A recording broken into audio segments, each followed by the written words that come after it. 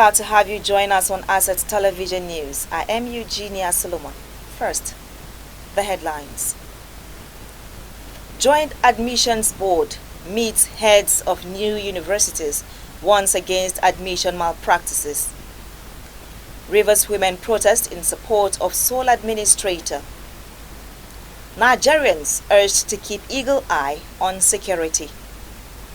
The detail. The Joint Admissions and Matriculation Board Jamb has organized an interactive session for heads of newly established tertiary institutions in order to introduce them to the regulatory framework guiding admission processing on the Central Admissions Processing System, CAPS, and also the operations of the Integrated Brochure and Syllabus System, IBAS.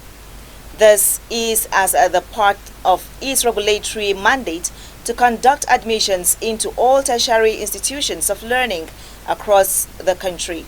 Speaking at the meeting in Abuja, Jamb Registrar Professor Ishaq Oloyede explained that the Central Admission Processing System, CAPS, created in 2017, is an automated system of processing admissions, as the system ensures transparency, fairness, inclusiveness, eliminates multiple admissions, among others.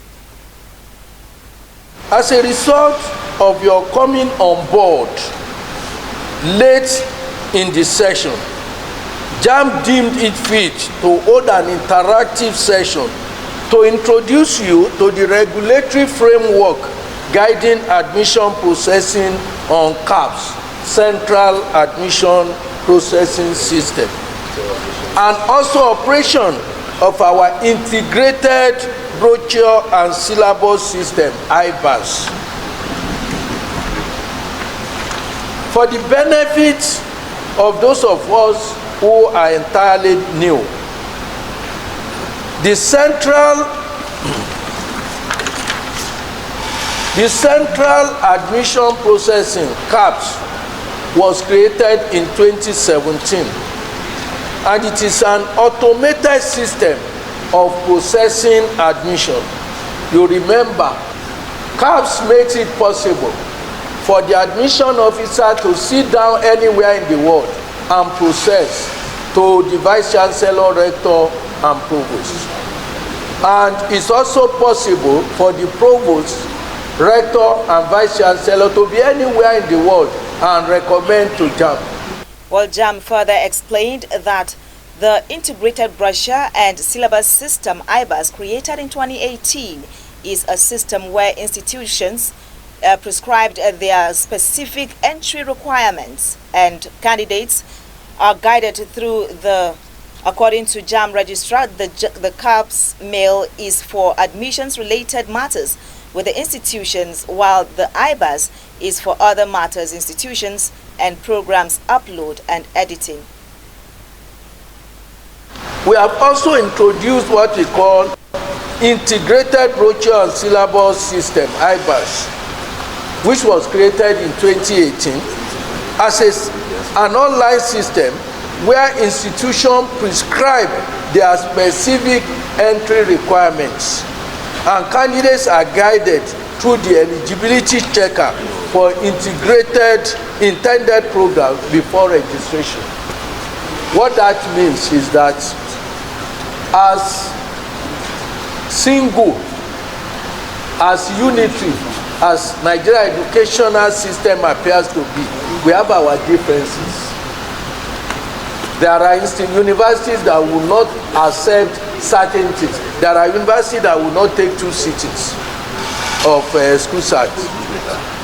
We allow each institution to develop its own characteristics, because the law establishing Jamb states it clearly that you admit without compromising the special characteristic of every institution. That's why we created IBAS, which will specify the peculiarities, the peculiar demands of each of the institutions. Well, the meeting is also to outline proper procedure for recruiting candidates for the 2025 admissions and for the 2024 for those whose commencement date was 2024. as Jamb insists that it ceased to receive any communication on paper from any of the three sister regulatory agencies and the institutions. Hundreds of women in Rivers State marched on Monday in Port Harcourt in support of the state of emergencies of the state's declaration of the state of emergency. The women, all dressed in white, gathered at the Garrison bus stop in the city center at 8 a.m. to begin the rally. The women sang solidarity songs in support of the sole administrator, Vice Admiral Ibokete Ibas, retired, along Arbor Road and marching towards the government house in Port Harcourt.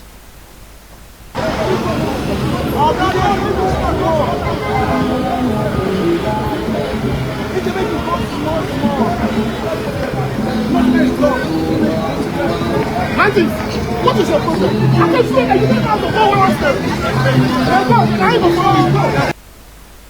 not the Fubara government.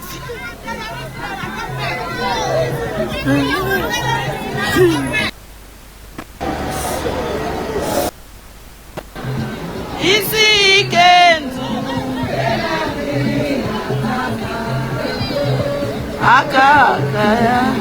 Aka Jehovah Nemema. We'll recall that last week, hundreds of women under the aegis of Rivers Women for SEAM staged a protest against the state of emergency and the suspension of Governor Siminalayi Fubara. Assets Television News will make a return after the breather.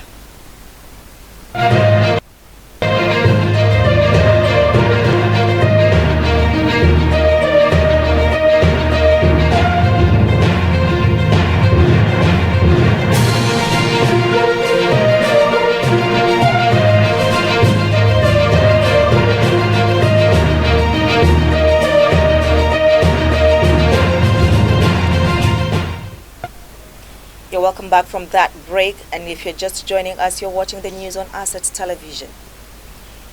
Nigeria has consistently witnessed challenges in her security system. These challenges, some said, are sponsored by some highly laced individuals to suit their purposes. The situation in Nigeria has lingered since 1999 with Boko Haram, when Boko Haram took everyone by surprise. After Boko Haram, then came ISWAP, which now splits into faction, giving rise to Lukarawa. How can Nigeria get out of this situation? We put the question before Air Commodore Abayomi Balogun, retired, a former fighter pilot in Liberia and Sierra Leone. What is responsible for insecurity in Nigeria? I want to say that it's our collective fault.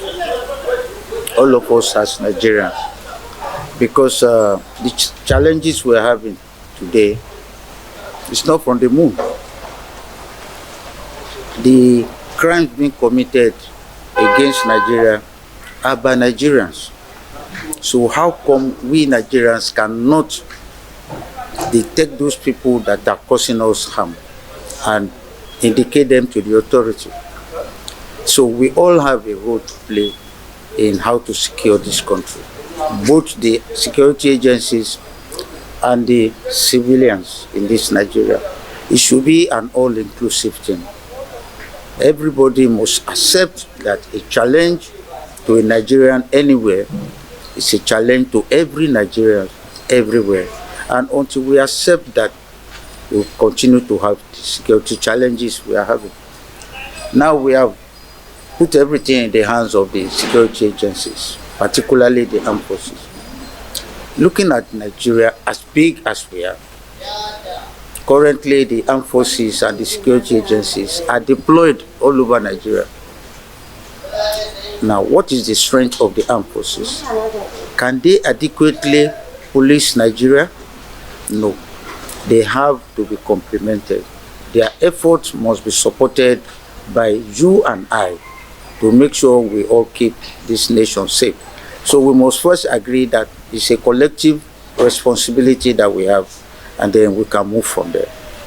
Are you seeing in the next future that Nigeria will be free and return back to its normal status? Yes, Nigeria can be free. There is no problem in this world that is not surmountable. It only requires people to sit down, do some analysis of where we are coming from, look at where we are today, and see how to progress tomorrow. Because nations in the world have found themselves in this kind of situation, and they eventually overcome. But then it's not a child's play, because without security, nothing else. So the government and the people must first accept that that security threat is what we must first address before any other security, be it food security, water security, growth, economy, and development must be tied to security first. Once you have human security, every other thing will follow. But for me, right now, we are not seeing this human security as the biggest challenge, because we are also pursuing other things. But when we squarely have faced these security challenges squarely, other developmental issues can follow. We can overcome. But then, While still on security matters, gunmen have again attacked ZK community in the Basa local government area of Plateau State and reportedly killed at least 30 people. The attack, said to have occurred in the early hours of Monday around 12 a.m., also left many people injured. A youth leader in the community, Joseph Chudu, confirmed the attack in Jos on Monday. He said that the gunmen arrived in the community in large numbers, shooting and burning their houses.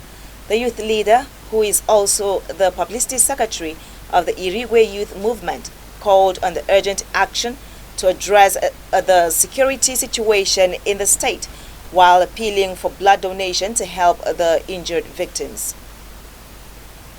Still on security matters, the traditional rulers in Gwe West local government area of Benue State have warned against negotiating with herders to cede land within the council. This resolution was made at the end of an extraordinary expanded sitting of Gwe West Local Government Traditional Council held on Saturday at the Palace of Tetyoshin in Naka and presided over by His Royal Highness Daniel Abomtse. According to the communique signed by other traditional rulers and prominent people in the council, they called on youths to mobilize themselves to secure their various communities. While controversial singer Akikiola Badmus, popularly known as Portable, has been granted bail in the sum of 1 million naira by an upper area court in Ilorin, Kwara State. This followed his arraignment on charges including criminal defamation, intimidation, inciting public disturbance, and cyber stalking. The court also ruled that his bail is conditional upon the provision of 2 sureties in like sum, one of which must be either the chairman or secretary of the Performing Musician Association of Nigeria, while the other must possess a landed property within a government-reserved area, backed by a valid certificate of occupancy. With that story, we end the news. Do well to follow us on all our social media platforms for more updates and programs. On behalf of the entire news crew, I am Eugenia Solomon. Thank you for watching.